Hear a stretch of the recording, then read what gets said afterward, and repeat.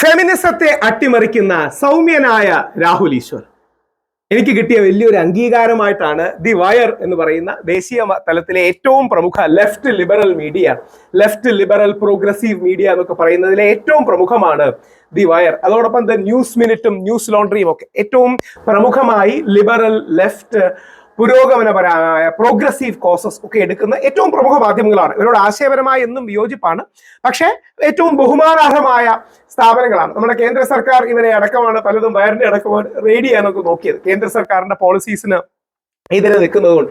പക്ഷേ നമുക്ക് എല്ലാം അറിയുന്നത് പോലെ ഇന്ത്യയിലെ ഏറ്റവും മികച്ച ജേർണലിസ്റ്റുകളാണ് ഇവിടെ വർക്ക് ചെയ്യുന്നത്. ഇനി യാതൊരു സംശയവുമില്ല, കൂടുതലും ഈ ലെഫ്റ്റ് ലിബറൽ പ്രോഗ്രസീവ് സ്പെക്ട്രത്തിലുള്ളവരാണ്. അവരോട് ആശയപരമായി ബഹുമാന പുരസരം വിയോജിക്കുന്ന ഒരു വ്യക്തിയാണ് ഞാൻ. അപ്പൊ എന്നെ കുറിച്ച് വളരെ നല്ല ഒരു ആർട്ടിക്കിൾ അതിശക്തമായി വിമർശിച്ചുകൊണ്ടാണ് ഒരു ആർട്ടിക്കിൾ വന്നിട്ടുണ്ട്. കണ്ടിട്ട് എനിക്ക് തന്നെ ഒരു അഭിമാനം തോന്നി, എനിക്ക് തന്നെ വളരെ സന്തോഷവും മറ്റും തോന്നി. ആ ആർട്ടിക്കിളാണ് നിങ്ങളോട് പങ്കുവെക്കുന്നത്. ദ വയറിൽ വന്നിട്ടുള്ള ആർട്ടിക്കിൾ, ന്യൂസ് മിനിറ്റില്, ന്യൂസ് ലോണ്ടറിയിൽ വന്നിട്ടുള്ള വീഡിയോകൾ.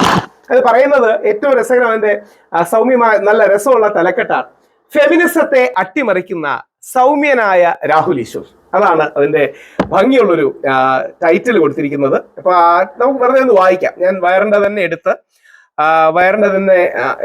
അതിന്റെ എടുത്തിട്ടുണ്ട്, രസകരമായി ചെയ്തിട്ടുണ്ട്.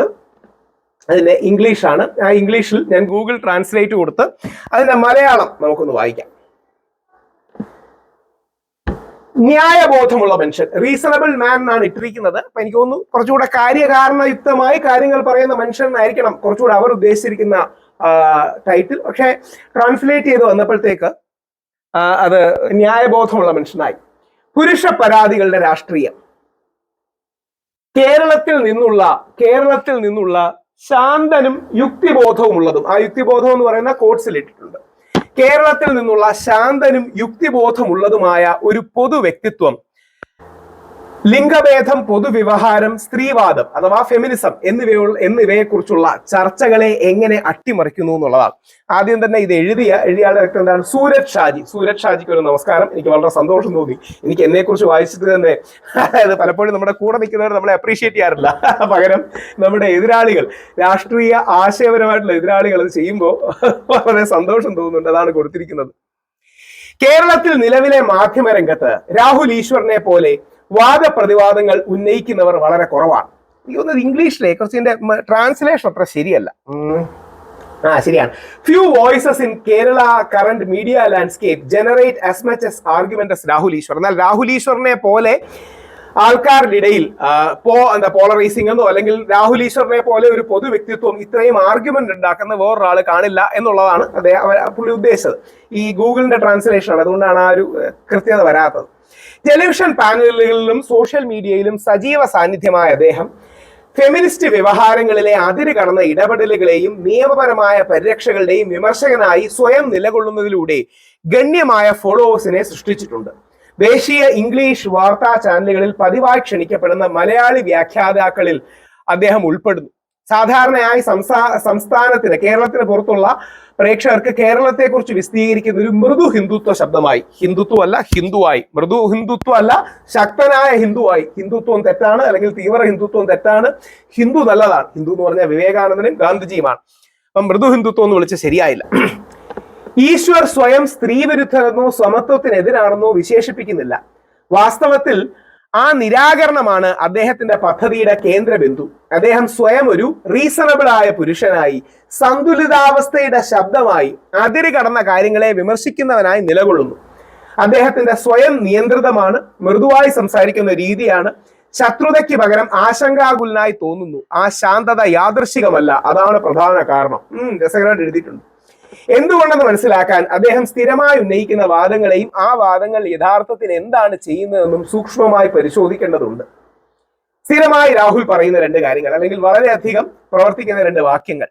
ഒന്ന്, ഫെമിനിസ്റ്റുകൾ സ്ട്രോമാൻ ആർഗ്യുമെന്റ്സിനെ യൂസ് ചെയ്യുന്നു. സ്ട്രോമാൻ എന്ന് പറഞ്ഞാൽ ഈ ഏതെങ്കിലും ഒരു പോയിന്റിനെ എടുത്ത് എക്സ്ട്രീം ആക്കുന്നതിനെയാണ് സ്ട്രോമാൻ എന്ന് പറയുന്നത്. രണ്ട്, സ്ത്രീകൾ ഇപ്പോൾ നിയമത്തെ ഒരു പരിചയമായിട്ടല്ല മറിച്ച് വാളായി ഉപയോഗിക്കുന്നു എന്നുള്ളതാണ്. അത് ഞാൻ പറഞ്ഞതല്ല, ബഹുമാനപ്പെട്ട സുപ്രീം കോടതി പറഞ്ഞതാണ്. അതായത് പല സ്ത്രീകളും നമ്മുടെ സ്ത്രീ സംരക്ഷണ നിയമങ്ങളെ പരിചയമായിട്ടല്ല വാളായിട്ടാണ് ഉപയോഗിക്കുന്നതെന്ന്. അപ്പോൾ ഇത് രണ്ടും രാഹുൽ പറയുന്ന വാദങ്ങളാണ് എന്നൊക്കെ പറഞ്ഞ് അദ്ദേഹം പല കാര്യങ്ങളും പറയുന്നുണ്ട്. അപ്പൊ എനിക്ക് എന്തായാലും സന്തോഷമായത്. നിങ്ങൾ എല്ലാം അത് വായിക്കണം. ഞാൻ അതിന്റെ ലിങ്ക് കൊടുക്കാം. നമുക്ക് നമ്മളെ കുറിച്ച് തന്നെ അഭിമാനമൊക്കെ തോന്നുന്ന ദേശീയ തലത്തിലുള്ള മാധ്യമങ്ങളൊക്കെ നമ്മളെ കാര്യമായി ശ്രദ്ധിക്കുകയും അറ്റ്ലീസ്റ്റ് ഫെമിനിസം കുറെയെങ്കിലും അട്ടിമറിക്കപ്പെടുന്നു എന്നൊരു അംഗീകാരം തന്നതിൽ വളരെ സന്തോഷം. അത് തന്നെയാണ്. ഫെമിനിസം അല്ല, തീവ്ര ഫെമിനിസം. നല്ല ഫെമിനിസ്റ്റുകളോട് നമുക്ക് ബഹുമാനമാണ്. തീവ്ര ഫെമിനിസം, അതിനാണ് നമ്മൾ എതിർപ്പ്. ഇത് ന്യൂസ് മിനിറ്റിൽ വന്നൊരു കാര്യമാണ്. A self-proclaimed men's rights activist in Kerala, who was recently arrested and remanded. Why? For allegedly disclosing the identity of a woman who accused an MLA of rape. The survivor in the case has accused Palakkad MLA Rahul Mankubele of sexually assaulting her and forcing her to terminate a pregnancy. And Rahul not to support the survivor, but to defend the accused. എന്റെ പെങ്ങളെ എന്ത് survivor ഞാൻ പറയുന്നില്ല. അതായത് കോടതികളിൽ നിന്നുള്ള അതിനുശേഷമുള്ള വിധികളൊക്കെ വന്നിട്ടില്ലേ, യഥാർത്ഥത്തിൽ എന്താ പറയണേ, ഇവർ പരസ്പര സമ്മതത്തോടെയാണ് ബന്ധപ്പെട്ടതെന്ന് പറഞ്ഞില്ലേ. പിന്നെ സർവൈവർ നടക്കമുള്ള പദം ഉപയോഗിക്കാൻ കഴിയുമോ? യഥാർത്ഥത്തിൽ അതിജീവിത എന്നുള്ളത് പവിത്രമായൊരു പദമല്ലേ. ആ അതിജീവിത എന്നുള്ള പദം യഥാർത്ഥത്തിൽ ജീവിതത്തിൽ വേദനയും ബുദ്ധിമുട്ടും അനുഭവിച്ച് അതിനെ അതിജീവിച്ച പെൺകുട്ടികളെയല്ലേ നമ്മൾ വിളിക്കേണ്ടത്. And this is not new. Every time a major sexual assault case allegation comes up in Kerala, Rahul seems to take the same side. He has repeatedly appeared as a spokesperson for powerful men accused of crimes against women. Whether it was actor Dilip in the Kerala actor assault case, businessman Bobby Chamanne after he made obscene comments against a female actor, or even during the Shabarimala women's entry issue. ഇതിലെല്ലാം നമ്മൾ ജയിച്ചതിന്റെ കാര്യം നമ്മൾ പറയുന്ന സത്യമാണ് എന്നുള്ളതാണ്. ഈ പ്രശ്നങ്ങളുടെ എല്ലാം ഇതെന്നാ റിലീസ് ചെയ്യുന്നത് എനിക്കറിയില്ല, ഷോർട്സ് ആണ്. പക്ഷേ നമ്മുടെ വയറും ന്യൂസ് മിനിറ്റും ഒക്കെ ദീപക്കിന്റെ കാര്യം കവർ ചെയ്യുന്നില്ല എന്നുള്ളതോ അല്ലെങ്കിൽ ദീപക്കിന്റെ അടക്കമുള്ള കാര്യങ്ങളിൽ നമ്മൾ ഇടപെട്ടു എന്നുള്ള വസ്തുത പറയാത്തതാണ് അതിന്റെ യഥാർത്ഥ പ്രശ്നം. അപ്പോൾ എന്തായാലും വളരെ സന്തോഷമുണ്ട്. എതിർക്കാനാണെങ്കിലും ഇത്രയും കാര്യമായി കവർ ചെയ്യുകയും നമ്മൾ ചെയ്യുന്ന ജോലികളെ കുറിച്ച് അംഗീകരിക്കുകയും ഫെമിനിസം അട്ടിമറിക്കപ്പെടുകയും ചെയ്തു എന്ന് സമ്മതിക്കുന്നതിൽ, അല്ലെങ്കിൽ കുറെയെങ്കിലും അല്ലെങ്കിൽ തീവ്ര ഫെമിനിസം, നല്ല ഫെമിനിസ്റ്റുകളെ ബഹുമാനമാണ്, ഇഷ്ടമാണ്, ആദരവാണ്. പക്ഷേ ഈ തീവ്ര ഫെമിനാസികളെ എതിർക്കണം. അവർ ചെയ്യുന്ന തെറ്റായ പ്രവൃത്തികളെ ചൂണ്ടിക്കാട്ടണം, വിമർശിക്കണം. അതിന് വയറും ന്യൂസ് മിനിറ്റും തന്ന അംഗീകാരത്തിന് വളരെയധികം സന്തോഷം രേഖപ്പെടുത്തുന്നു. ജയ് ഹിന്ദ്.